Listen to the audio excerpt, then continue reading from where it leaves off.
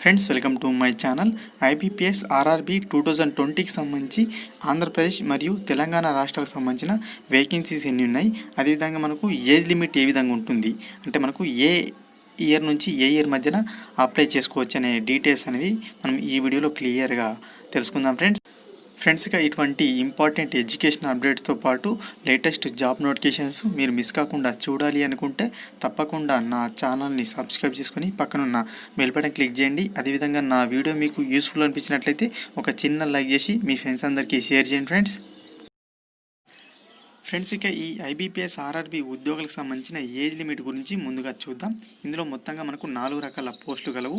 Office assistant, officer scale 1తో పాటు officer scale 2, officer scale 3 వంటి ఉద్యోగాలు గలవు. ఇక ఆఫీసర్ స్కేల్ 3 ఉద్యోగాలకు జనరల్ క్యాండిడేట్స్ అయితే 21 ఇయర్స్ నుంచి 40 ఇయర్స్ మధ్యలో అప్లై చేసుకోవచ్చు. అదే ఓబీసీ క్యాండిడేట్స్ అయితే 3 ఇయర్స్ ఎగ్జామ్షన్ ఉంటుంది కాబట్టి 43 ఇయర్స్ వరకు అప్లై చేసుకోవచ్చు. ఇక అదేవిధంగా ఎస్సీ క్యాండిడేట్స్ అయితే 45 ఇయర్స్, ఎస్టీ క్యాండిడేట్స్ కూడా 45 ఇయర్స్. ఇక ఎవరైతే పీడబ్ల్యూడీ క్యాండిడేట్స్ ఉన్నారో వారు 50 ఇయర్స్ వరకు అప్లై చేసుకోవచ్చు. అంటే అదేవిధంగా ఆఫీసర్ స్కేల్ 2 ఉద్యోగాలకైతే 21 ఇయర్స్ నుంచి 32 ఇయర్స్ వరకు అప్లై చేసుకోవచ్చు జనరల్ క్యాండిడేట్స్ అయితే.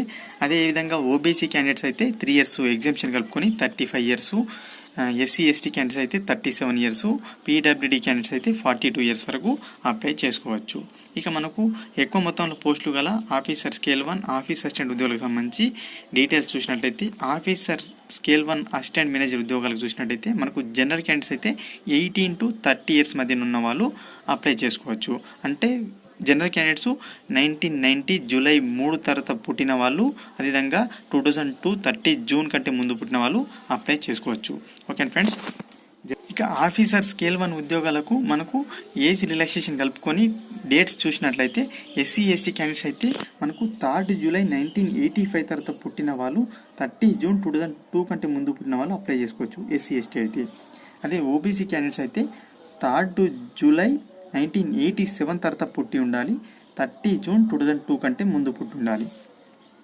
పర్సన్ విత్ డిసబిలిటీ క్యాండిడేట్స్ అయితే 3 జూలై 1980 తర్వాత పుట్టిన వాళ్ళు, అదేవిధంగా 30 జూన్ 2002 కంటే ముందు పుట్టిన వాళ్ళు అప్లై చేసుకోవచ్చు.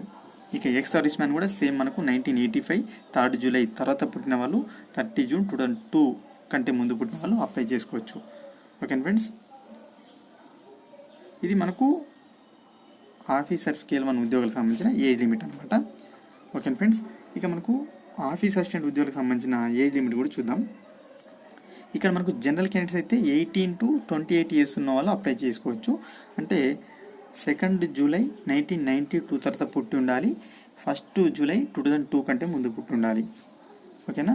ఇక ఎస్సీ క్యాండిడేట్స్ అయితే ఎస్సీ ఎస్టీ క్యాండిడేట్స్ అయితే 2 జూలై 1987 తర్వాత పుట్టి ఉండాలి, 2002 జూలై 1 కంటే ముందు పుట్టి ఉండాలి.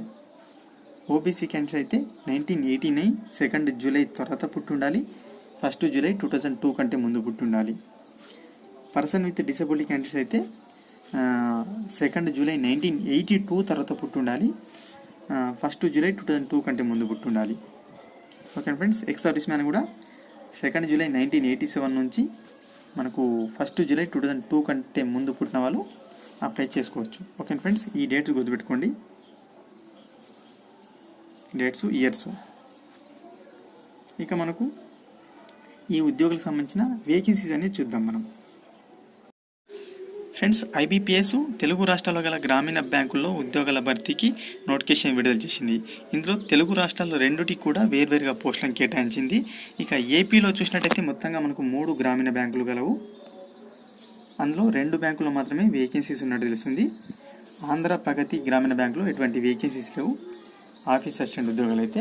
ఇక ఆఫీస్ అసిస్టెంట్ ఉద్యోగాలకు సంబంధించిన వేకెన్సీస్ చూసినట్లయితే ఫ్రెండ్స్, మీరు చైతన్య గోదావరి గ్రామీణ బ్యాంకులో చూసినట్టయితే ఎస్సీ క్యాండిడేట్స్కు 16 గలవు, ఎస్టీ క్యాండిడేట్స్కు 7, ఓబీసీ క్యాండిడేట్స్కు 28, ఈడబ్ల్యూఎస్ క్యాండిడేట్స్కి అయితే 10 గలవు, జనరల్ క్యాండిడేట్స్కు 43 గలవు.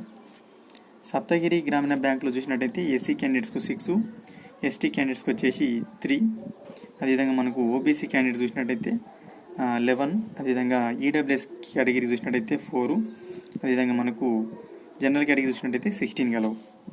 ఓకే ఫ్రెండ్స్, అదేవిధంగా మనకు తెలంగాణకు సంబంధించి ఆఫీస్ అసిస్టెంట్ ఉద్యోగాలు చూసినట్టయితే ఆంధ్రప్రదేశ్ గ్రామీణ వికాస్ బ్యాంకు గాను ఎస్సీ కేటగిరీలో 23 గలవు, ఎస్టీ కేటగిరీలో 11 గలవు, ఓబీసీ కేటగిరీలో 41 గలవు, అదేవిధంగా ఈడబ్ల్యూఎస్ కేటగిరీలో 15 గలవు, ఇక ఓపెన్ కేటగిరీలో 60 గలవు ఫ్రెండ్స్.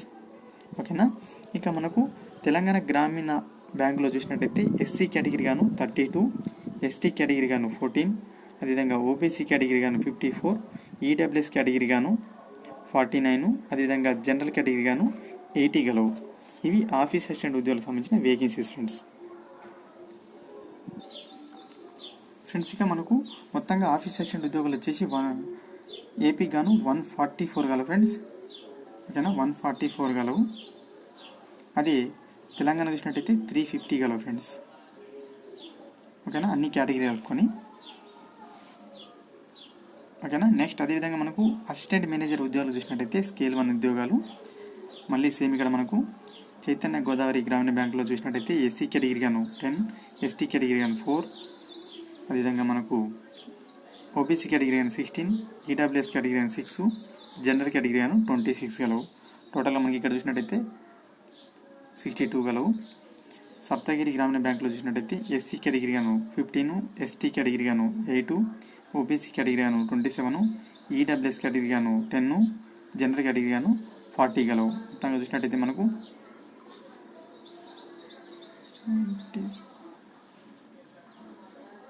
100 గలవు ఫ్రెండ్స్. ఓకేనా.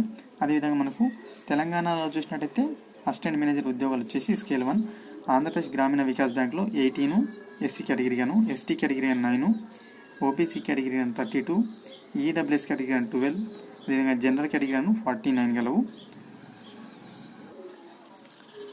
ఇక మనకు తెలంగాణ రాష్ట్రానికి 110 వేకెన్సీస్ గలవు స్కేల్ 1 ఉద్యోగాలు. ఓకేనా friends.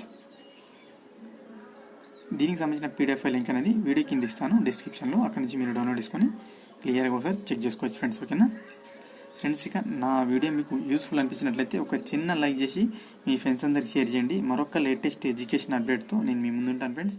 Thank you so much.